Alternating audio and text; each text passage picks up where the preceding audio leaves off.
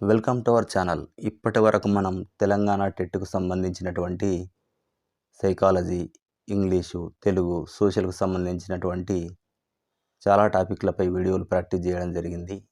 So, ఈ వీడియోల్లో practice చేసినటువంటి బిట్స్ అతి ముఖ్యమైనవి. సో, మీకు కూడా నచ్చినవని మీరు ఫీడ్‌బ్యాక్ ఇవ్వడం జరుగుతుంది. సో, ఈరోజు మనం 24th మే రోజు జరిగినటువంటి పేపర్ 2 సోషల్ స్టడీస్ నుంచి తెలుగు బిట్లను ప్రాక్టీస్ చేద్దాం. సో, ఇక్కడ ఈ పద్యాన్ని చూడండి. ఆ సమయంబునందు దివిజాపగ వేగము దుస్సహంబుగా చేసి మహాగణ ధ్వని విజిన్ని జనిస్వనముల్ జగత్ప్రయ త్రాసకరంబులై మొరయు దారుణ లీల హిమాచలాభమై భాషలు శంభు మస్తకముపై బడియంగడు నద్భుతంబుగాన్ అని ఇక్కడ పద్యం ఇవ్వడం జరిగింది. సో, ఈ పద్యాన్ని ఒకసారి జాగ్రత్తగా చూడండి.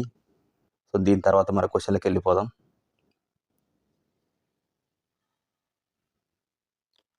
సో, దీన్ని తీసుకుంటే క్వశ్చన్ నెంబర్ 31 తీసుకుంటే పై పద్యంలోని ఛందస్సును గుర్తించండి అన్నాడు. ఇక్కడ ఒకటి చెంపకమాల, ఉత్పలమాల, మత్తేభము, శార్దూలము 4 ఇవ్వడం జరిగింది. మీ ఆన్సర్ కామెంట్ చేయండి. సో ద ఆన్సర్ ఈజ్ శార్దూలము. 4th one is the right answer. ఎందుకంటే ఇక్కడ పద్యం యొక్క పాదము మస జస తతగా అనేటువంటి గణాలతో కూడి ఉన్నది కనుక అది శార్దూలం అవుతుంది. సో ఈ పద్యం శార్దూల లక్షణాలను కలిగి ఉంది. క్వశ్చన్ నెంబర్ 32 తీసుకుంటే ఈ పద్యంలోని ప్రధాన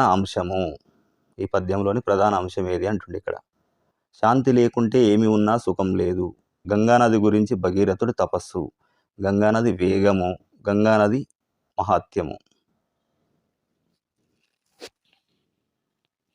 సో ద ఆన్సర్ ఈజ్ గంగానది వేగము. ఇక్కడ పద్యం లోపట మొదటి పాదంలోనే ఏమన్నాడు? దివిజాపగ వేగము దుస్సహంబుగా అన్నాడు. దివిజాపగ వేగము దుస్సహంబుగా అంటే గంగానది వేగం భరించలేనంతగా ఉంది అని చెప్పడం జరిగింది. నెక్స్ట్ క్వశ్చన్ 33 తీసుకుంటే హిమాచలాభమై పదాన్ని విడదీయండి. హిమాచలాభమై దీన్ని విడదీయండి అంటుంది ఇక్కడ. సో ఇక్కడ 4 చూడండి. వీటిలో సరైనటువంటి దాన్ని ఎన్నుకొని ఆన్సర్ కామెంట్ చేయండి. సో ఇక్కడ ఏం జరిగింది? ఒకటోది రైట్ ఆన్సర్. ఇక్కడ ఆన్సర్ ఏంటిది? హిమ plus Achala plus అభము plus I, ఇది ఆన్సర్. అంటే ఇది సవర్ణ దీర్ఘ సంధి మరియు వృద్ధి సంధుల కలయికతోటి ఏర్పడ్డటువంటి పదము. ఎలా అంటే హిమ ప్లస్ అచల హిమాచల మరియు అభము ప్లస్ ఐ అభమై. సో వీటిచే ఏర్పడ్డ పదము ఇది హిమాచలాభమై. క్వశ్చన్ నెంబర్ 34 తీసుకుంటే ఇక్కడ దివిజాపగా ఏంటున్నది? ఇక్కడ దివిజాపగ పదానికి అర్థం గంగానది ప్రవాహ ధ్వనులు, దేవతల నదైన గంగాదేవి, మేఘదేవతల గర్జనలు, శివుని శిరస్సుపై పడగా. సో మీ ఆన్సర్ కామెంట్ చేయండి. సో ది ఆన్సర్ ఈజ్ దేవతల నది అయిన Gangadevi is the right answer. ఎందుకంటే దివిజ అంటే దేవతలు, ఆపగా అంటే నది. సో దేవతల నది కాబట్టి గంగా నది అని అర్థం. క్వశ్చన్ నెంబర్ 35 తీసుకుంటే ఈ పద్యం రచించినటువంటి కవి ఎవరు? Tikkana Somayaji, Nannayya, Mothukuri Pandarinatharao, Kommera Potana. So the answer is Mothukuri Pandarinatharao గారు రచించడం జరిగింది. మరి ఈ పద్యం మోతుకూరి పండరీనాథరావు గారు రచించినటువంటి పండరీనాథ రామాయణంలోనిది. క్వశ్చన్ నెంబర్ 36 ఇక్కడ తీసుకుంటే 36 నుంచి 40 వరకు ఒక గద్య భాగం ఇవ్వడం జరిగింది. దానికి ఇచ్చినటువంటి ప్రశ్నలకు మనం సమాధానాలు గుర్తించాల్సి ఉంటుంది. సో ఇక్కడ ఒకసారి చూడండి. మనిషికి ప్రకృతికి మధ్య నడిచే సంఘర్షణ ప్రధానంగా ఏర్పడిన వ్యక్తివాద భావజాలంలో అస్తిత్వవాదం ప్రధానమైనది. ఇది గంభీరమైన తాత్విక చింతనతో కూడింది కావడం వల్ల ప్రపంచ సాహిత్యం అంతటికీ విస్తరించింది. అస్తిత్వవాదపు కొనసాగింపుగానే, దాని పరిణామ దశగానే సమకాలీనమైనటువంటి ఉత్తరాధునికవాదం ఇప్పుడు వ్యాప్తిలోకి వచ్చింది. సామాజికవాద భావజాల వైఫల్యంతో మొదలైన అస్తిత్వ చింతన ఇంకొకటి ఉంది. ఇది వర్గ సంబంధమైన అస్తిత్వ చింతన. విప్లవోద్యమ వైఫల్యం తర్వాత ధనిక వర్గం, పేదవర్గం అనే 2 వర్గాలు ఇంకా మరికొన్ని వర్గాలుగా చీలిపోయి నూతన అస్తిత్వ చింతన బయలుపడింది. ఆ భూమిక నుండి స్త్రీవాదము, దళితవాదము వంటివి బయలుదేరాయి. సో ఇది మళ్ళొకసారి ఇక్కడ ఈ వీడియోని ఆపి ఒకసారి స్థిరంగా చదువుకోండి. సో దీని తర్వాత తీసుకుంటే 36th క్వశ్చన్ తీసుకుంటే ఇక్కడ ఏమవుతుందంటే, అస్తిత్వవాదానికి పరిణామ దశ ఏది? విప్లవోద్యమం, ఉత్తరాధునికవాదం, దళితవాదం, బహుజనవాదం. So the answer is 2. ఉత్తరాధునికవాదం అస్తిత్వవాదానికి పరిణామ దశ. అంటే ఇక్కడ ఏం జరిగింది, ఈ గద్యంలో చెప్పబడ్డట్టు అస్తిత్వవాదపు కొనసాగింపుగానే ఉత్తరాధునికవాదం ఇప్పుడు వ్యాప్తిలోకి వచ్చింది అని ఇక్కడ ఇవ్వడం జరిగింది కనుక సో ఇది అస్తిత్వవాదానికి పరిణామ దశ. క్వశ్చన్ నెంబర్ 37 తీసుకుంటే, ధనిక వర్గం, పేద వర్గాలు మరికొన్ని వర్గాలుగా ఏర్పడడానికి కారణం? వర్గ పోరాటం, అస్తిత్వవాదం, విప్లవోద్యమ వైఫల్యం, దళితవాదం. So answer is 3. విప్లవోద్యమ వైఫల్యం. సో ఇక్కడ ఇచ్చినటువంటి గద్యం ప్రకారం విప్లవోద్యమ వైఫల్యం తర్వాతనే సమాజం మరిన్ని వర్గాలుగా చీలిపోయింది అని ఇవ్వడం జరిగింది. నెక్స్ట్ తీసుకుంటే క్వశ్చన్ నెంబర్ 38. వర్గ అస్తిత్వ చింతనకు నేపథ్యం? బహుజనవాదం, దళితవాదం, అల్పసంఖ్యాకవాదం, వర్గ పోరాటం. సో ది ఆన్సర్ ఈజ్ వర్గ పోరాటం. సో సామాజికవాద భావజాలం లోపల వర్గ సంబంధమైనటువంటి అస్తిత్వ చింతనకు ఈ వర్గ పోరాటం నేపథ్యంగా ఉంటుంది. క్వశ్చన్ నెంబర్ 39 తీసుకుంటే, సాహిత్య సృజన సమ్యగ్రీతిలో కొనసాగడానికి గల సందర్భం? సాహిత్య సృజన సమ్యగ్రీతిలో కొనసాగడానికి గల సందర్భం? నిర్దిష్టమైన భావజాల పరిపుష్టత, అనిర్దిష్టత భావజాల ఉధృతి, వ్యక్తివాద భావజాల పరిపుష్టత, ఉత్తరాధునిక భావజాల విస్తృతి. సో ఆన్సర్ కామెంట్ చేయండి. So answer is 1. నిర్దిష్టమైన భావజాల పరిపుష్టత. ఇక్కడ ఎలా అంటే ఈ గద్య భాగం యొక్క చివరి లోపట సాహిత్య సృజన సమ్యగ్రీతిలో సాగడానికి నిర్దిష్ట భావజాలం అవసరం అని పేర్కొనబడింది కనుక. క్వశ్చన్ నెంబర్ 40 తీసుకుంటే, వ్యక్తివాద భావజాలం ఏర్పడడానికి కారణం? నిర్దిష్టమైన భావజాలాల మధ్య సంఘర్షణ, వ్యక్తికి ప్రకృతికి మధ్య సంఘర్షణ, ధనిక పేద వర్గాల మధ్య సంఘర్షణ, సామాజిక భావజాలాల సంఘర్షణ. ఆన్సర్ కామెంట్ చేయండి. సో ది ఆన్సర్ ఈజ్ వ్యక్తికి ప్రకృతికి మధ్య సంఘర్షణ. సో మనిషికి ప్రకృతికి మధ్య నడిచేటువంటి సంఘర్షణ వల్ల వ్యక్తివాదం ఏర్పడింది అని తెలుపుతుంది ఇది. సో క్వశ్చన్ నెంబర్ 41 తీసుకుంటే, ఇక్కడ కంటెంట్ మరియు మెథడాలజీకి సంబంధించినటువంటి ప్రశ్నలు ఉన్నాయి 41 నుంచి 60 వరకు. 41వ క్వశ్చన్ తీసుకుంటే, విడిజోడు కథా రచయిత. విడిజోడు కథా రచయిత ఎవరు? So Mukurala Ramareddy, Guduri Seetharam, Illindala Saraswathidevi, Suravaram Prathapareddy. So answer is 2. Guduri Seetharam. ఇక్కడ తెలంగాణ కథా సాహిత్యం లోపల ఈ విడిజోడు అనేది గూడూరి సీతారాం గారి యొక్క ప్రసిద్ధమైనటువంటి కథ. క్వశ్చన్ నెంబర్ 42 తీసుకుంటే, శబ్దశక్తి అర్ధయుక్తి ఎవరి కవితా శైలి? శబ్దశక్తి అర్ధయుక్తి Cheemakura Venkatakavi, Guduri Seetharam, doctor C Narayana Reddy, Alishetti Prabhakar. So answer is Cheemakura Venkatakavi. Cheemakura Venkatakavi answer ఇక్కడ. సో ఇక్కడ చీమకూర వెంకటకవి దేనికంటే శక్తి అర్ధయుక్తి అనేది విజయ విలాస కావ్య రచయిత అయినటువంటి చీమకూర వెంకటకవి యొక్క కవితా శైలి. 43 తీసుకుంటే, నిమ్ము శతకంలోని ఇతివృత్తం ఏమిటి? నిమ్ము శతకంలోని ఇతివృత్తం ఏమిటి? పర్యావరణం, మానవ సంబంధాలు, సంఘసేవ, భక్తి. సో ది ఆన్సర్ ఈజ్ మానవ సంబంధాలు. ఇక్కడ మానవ సంబంధాల్లోని విలువలను ఈ శతకం బోధిస్తుంది. క్వెషన్ 44 తీసుకుంటే పండరీనాథ రామాయణం లోపట గద్య పద్యాల సంఖ్య ఎంత? సో ఆన్సర్ కామెంట్ చేయండి. So answer is 2. 75, 33, 7533 answer. So ఇక్కడ పండరీనాథ రామాయణం లోపల మొత్తం గద్య పద్యాల సంఖ్య 7533. నెక్స్ట్ క్వశ్చన్కి వెళ్తే హాస్యము పద అర్థం ఏమిటి? హాస్యము నవ్వులాట, ముఖము, వీపు, కన్ను.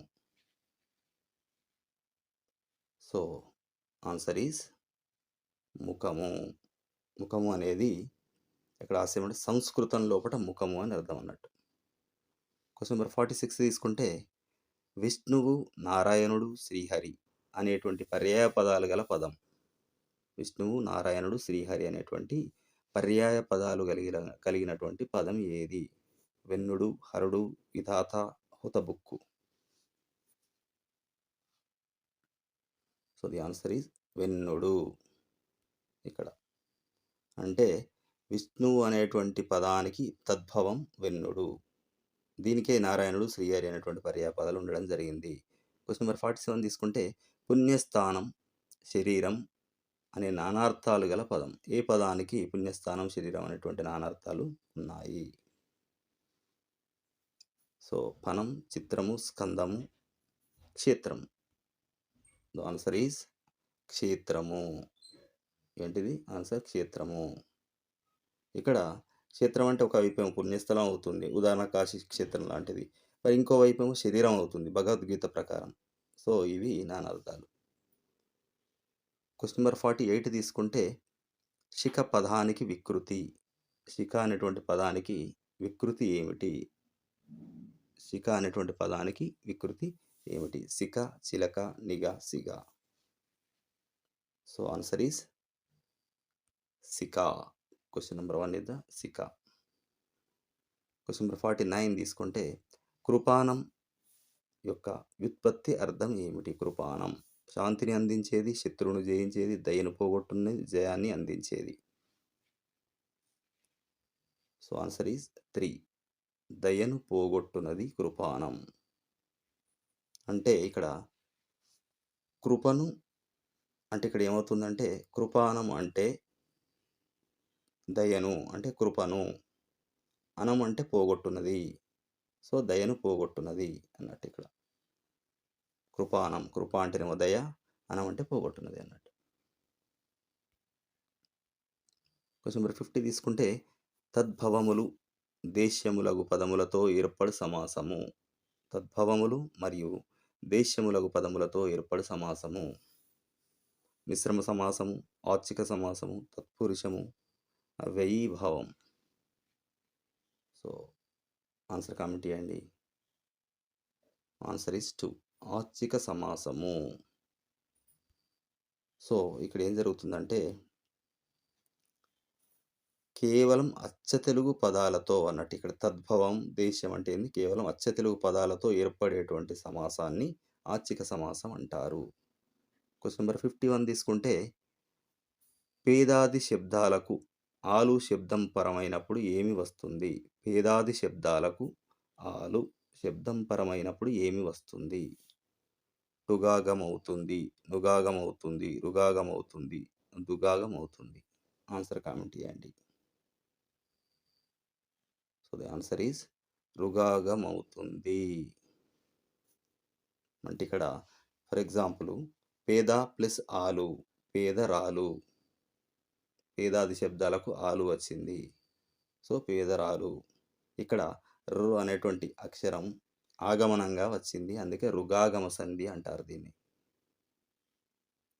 సో ఆమని ఏమని అన్నది. ఆమని ఏమని అన్నదిలోని అలంకారం ఏది? ముక్త పదగ్రస్తం, యమకము, లాటానుప్రాసము, చేకానుప్రాసము. సో ది ఆన్సర్ ఈస్ 2 యమకము. ఇక్కడ అర్ధభేదం ఉన్నటువంటి అక్షరాల గుంపు అంటే ఇక్కడ ఏది అక్షరాల గుంపు అది ఏమని ఆమని అర్ధభేదం ఉన్నది. సో ఇది అక్షరాల గుంపు.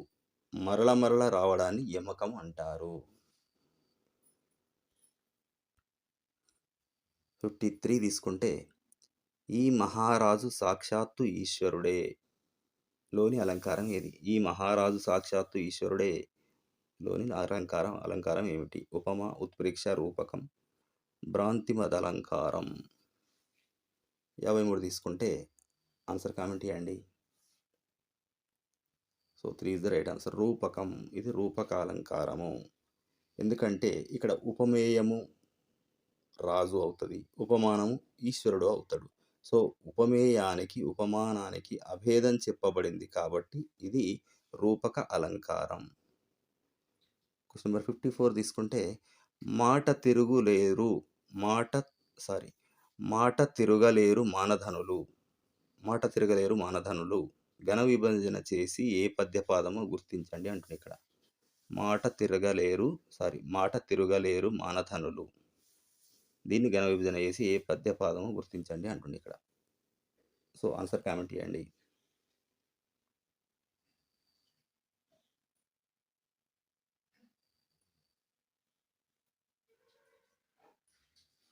సో ఇక్కడ ఆన్సర్ ఈస్ 2 ఆట వెలది. ఏమవుతుంది? ఆట వెలది అవుతుంది. ఎందుకంటే ఇది ఇంద్రేంద్రియత్రయం మరియు ఇంద్రద్వయ సూర్యత్రయం గణాలు కలిగినటువంటిది ఆట వెలది పద్యపాదం. క్వశ్చన్ నెంబర్ 55 తీసుకుంటే భాషోత్పత్తికి మూలం యో హీ హోవాదం అని అభిప్రాయపడ్డవాడు. భాషోత్పత్తికి మూలం యో హీ హోవాదం అని అభిప్రాయపడ్డవాడు. యాస్కాచార్యుడు, Chomsky, Noire, Max Muller. So the answer is Noire. Third is the right answer. ఎందుకంటే ఇక్కడ శారీరక శ్రమ చేసేటప్పుడు వచ్చేటువంటి ధ్వనుల నుండే భాష పుట్టింది అని ఈ యోహీహోవాదాన్ని నోయిర్ ప్రతిపాదించడం జరిగింది. సో క్వశ్చన్ నెంబర్ 56 తీసుకుంటే ఉత్తమ భాషణా లక్షణాల్లో సరైనది. ఉత్తమ భాషణ అంటుండే ఇక్కడ. ఉత్తమ భాషణా లక్షణాల్లో సరైనది ఏది అంటుండే ఇక్కడ. సో సభాకంపం లేకుండా ధైర్యంగా మాట్లాడడం, ఉచ్చారణ దోషాలు లేకుండా పఠించే అలవాటును పెంపొందించడం, సందర్భానుగుణంగా ఔచిత్యం లేకుండా మాట్లాడడం, భావనుగుణమైన ఊనిక స్వరభేదం పాటిస్తూ మాట్లాడడం. So answer your comment. So ఇక్కడ ఆన్సర్లో తీసుకున్న అడిగితే కూడా ఒక్కటి ఇవ్వలేదు, ఇక్కడ కింద గమనించండి.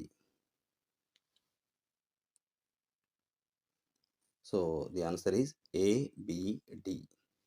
సెకండ్ ఆన్సర్ అవుతుంది ABD. అంటే ఇక్కడ ఏమైంది? ఉత్తమ భాషణము లోపల ధైర్యం ఉండాలి, స్పష్టత ఉండాలి, మరియు స్వరభేదం కూడా ఉండాలి. కేవలం వేగంగా మాట్లాడడం ఉత్తమ లక్షణం కాదు. క్వశ్చన్ నెంబర్ 57 తీసుకుంటే భారతదేశాన్ని ఆంగ్లేయులు పాలించిన కాలంలో ఈయన రాసిన పాఠ్య పుస్తకాలకు వాచకం అని ఉంది. భారతదేశం లోపల ఆంగ్లేయులు పరిపాలించిన కాలం లోపల ఈయన రాసిన పాఠ్య పుస్తకాలకు వాచకం అని ఉంది. మరి ఎవరు? వీరేశలింగం పంతులు, అబ్బూరి రామకృష్ణారావు, నిఖిలేశ్వర్, రాయప్రోలు సుబ్బారావు. ఆన్సర్ కామెంట్ చేయండి. So the answer is Rayaprolu Subbarao. ఎవరు? రాయప్రోలు సుబ్బారావు. ఈయన ఏమంటారంటే అభినవ నన్నయ్య అంటారు. సో ఈ అభినవ నన్నయ్యగా పేరొందినటువంటి రాయప్రోలు సుబ్బారావు గారి యొక్క పుస్తకాలకు ఇక్కడ ఏముంది? వాచకం అనేటువంటి పేరు ఉండేది. క్వశ్చన్ నెంబర్ 58 తీసుకుంటే డేవిడ్ హార్స్బర్గ్ రూపొందించిన ప్రణాళికలు స్ఫూర్తినిచ్చిన పాఠశాల. డేవిడ్ హార్స్బర్గ్ రూపొందించిన ప్రణాళికలకు స్ఫూర్తినిచ్చిన పాఠశాల. ఢిల్లీలోని చాందినీ చౌక్, కేరళలోని కర్ణాటకలోని చాందినీ బాగ్. సో ఇక్కడ సీల్కి బదులు ఇది నీల్ బాగ్ అంటుండు. సో ది ఆన్సర్ ఈస్ కర్ణాటకలోని ఈ నీల్బాగ్ అంటుండు ఇక్కడ. సో ఇది ఒక వినూత్నమైనటువంటి విద్యా ప్రయోగం చేయడం జరిగింది ఇక్కడ. క్వెషన్ నెంబర్ 59 తీసుకుంటే, చూడటం ద్వారా జరిగేటువంటి అభ్యసనం ఎక్కువ అని చెప్పినవారు. చూడటం ద్వారా జరిగే అభ్యసనం ఎక్కువ అని చెప్పిన వాళ్ళు ఎవరు? Gates, HP Smith, Pauler, Coban. So the right answer is Coban. ఇక కోబన్ ఏం చెప్పడం జరిగిందంటే, విద్యా మనోవిజ్ఞాన శాస్త్రం ప్రకారం చూడటం ద్వారా అభ్యసనం 80% పైగా ఉంటుందని చెప్పడం జరిగింది. కోబన్ ఏం చెప్పిండు? 80% పైగా కూడా ఈ చూడటం ద్వారానే అభ్యసించడం జరుగుతుంది అని చెప్పాడు. So right answer is Coban. Next question and last question తీసుకుంటే, సిసి గురించి అడగడం జరిగింది. నిరంతర సమగ్ర మూల్యాంకనం సిసిఈ యొక్క ప్రధాన లక్ష్యం. ఇక్కడ ఆన్సర్ ఏదో అండి. బోధనాభ్యసన ప్రక్రియ ఉపాధ్యాయ కేంద్రీకృతంగా సాగడం, పిల్లల జ్ఞానాత్మక, మానసిక, చలనాత్మక, భావావేశ నైపుణ్యాలను పెంపొందించడం సిసి యొక్క ప్రధాన లక్షణం. మూల్యాంకనాన్ని బోధనాభ్యసన ప్రక్రియలో భాగంగా పరిగణించకపోవడం, బట్టి పట్టుతూ సమాచారాన్ని గుర్తుపెట్టుకోవడం. ఈ లాస్ట్ రెండు నెగిటివ్గా కనబడుతున్నాయి. సో 1 లేదా 2 అవుతుంది. కామెంట్ చేయండి. So the answer is 2. Answer is 2. పిల్లల జ్ఞానాత్మక, మానసిక, చలనాత్మక, భావావేశ నైపుణ్యాలను పెంపొందించడం. సో ఇది సిసి యొక్క ప్రధాన ఉద్దేశం అవుతుంది. ఎందుకంటే విద్యార్థి యొక్క సర్వతోముఖాభివృద్ధికి, అంటే జ్ఞానం, నైపుణ్యం, భావావేశ రంగాల్లో కూడా పరీక్షించడం దీని యొక్క ప్రధాన ఉద్దేశం. సో ఈ వీడియో మీకు నచ్చినట్లయితే మీ మిత్రులందరూ కూడా షేర్ చేయండి, ఎందుకంటే వారికి కూడా ఉపయోగపడుతుంది. అట్లాగే మరింత మందికి రీచ్ కావాలంటే తప్పకుండా లైక్ చేయండి. మరిన్ని వీడియోల కోసం సబ్స్క్రైబ్ చేయండి. Thank you.